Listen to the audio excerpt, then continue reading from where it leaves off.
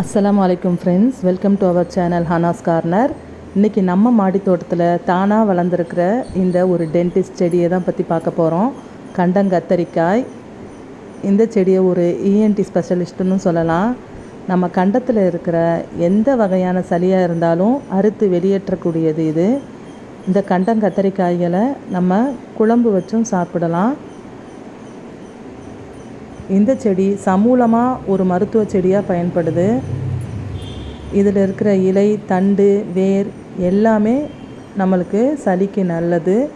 மூட்டு வலிக்கு கூட இதோட இலைச்சாரை ஈக்குவல் ரேஷியோவில் வச்சு முடக்கத்தான் கீரை இலை, வாதநாராயண் கீரை இலையோட சாரோடு சேர்த்து தைல பக்குவமாக காய்ச்சி மூட்டு வலிக்கும் தேய்ச்சிக்கிட்டு வரலாம். இதோட சாரை நம்ம வேர்வை நாற்றம் அதிகமாக உள்ளவங்க குளிக்கிறதுக்கு ஒரு 10 மினிட்ஸ் பிஃபோர் இதை உடம்புல தேய்ச்சி ஊற வச்சு குளித்தாலும் வேர்வை ஸ்மெல் போயிடும்னு சொல்கிறாங்க. இதோட மருத்துவ பலன்கள் ரொம்ப அபரிமிதமானது. இந்த பலன்கள் தெரியாமையே நம்ம பல பேர் இருக்கோம். இந்த கண்டங்கத்திரிக்காய்களுடைய விதைகளில் பல்வலிக்கு ரொம்ப சிறந்த மருந்து எடுத்துக்கிட்டு இருக்காங்க சித்த மருத்துவத்தில். நல்ல பழுத்த கண்டங்கத்திரிக்காய்களை நல்லா நிழலில் காய வச்சு பொடி செஞ்சு கங்கு போட்டு அந்த புகையை வாயில் பல் சொத்தை இருக்கிற இடத்துல பிடிச்சா அந்த பல் சொத்தை உண்டாக்குற கிருமிகளை அழிச்சிரும்.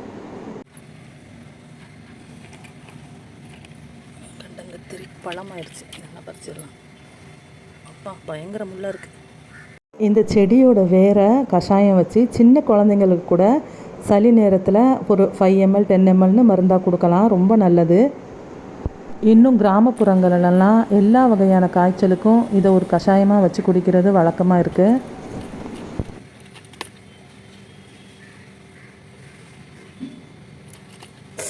முள்ளு குத்துதே, பறிச்சுட்டு நான் காட்டுறேன். போகலாம் வாங்க சிவா குட்டி. டேய், இவ்வளவு கண்டங்கத்திரிக்காய்கள் பறிச்சாச்சு. இந்த கண்டங்கத்திரிக்காய்களை நான் ஒரு புளிக்குழம்பு மாதிரி தான் வைக்க போகிறேன். இதை நம்ம அரைச்சி பொடி செஞ்சு சளிக்கு மருந்தாக கூட எடுத்துக்கலாம். தேனில் மிக்ஸ் பண்ணி ஒரு 1/2 ஸ்பூன் காலையிலையும் ஈவினிங்கும் எடுத்துக்கலாம். சளிக்கும் ரொம்ப நல்லது. இந்த வீடியோ உங்களுக்கு பிடிச்சிருந்தா ப்ளீஸ் லைக் பண்ணுங்கள், ஷேர் பண்ணுங்கள், சப்ஸ்கிரைப் பண்ணுங்கள். அனைத்து அன்பான உள்ளங்களுக்கும் எங்கள் அன்பான சலாம்.